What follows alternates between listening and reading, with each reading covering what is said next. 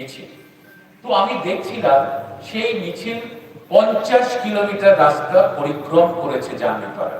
আমি ফেসবুকে দেখছিলাম যে 50 কিলোমিটার লিখেছে, 50 কিলোমিটার আমাদের র্যালি হলো আজকে।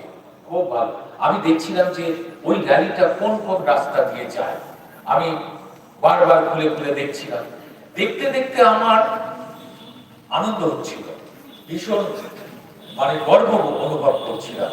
তার কারণ হচ্ছে একটাই, আমি দেখছিলাম ওই 50 কিলোমিটার রাস্তায় সিপিএম এর লাল ঝান্ডা নিয়ে 300 350 বাইক স্লোগান দিতে দিতে ইনকলাব জিন্দাবাদ বলতে বলতে ছুটছে।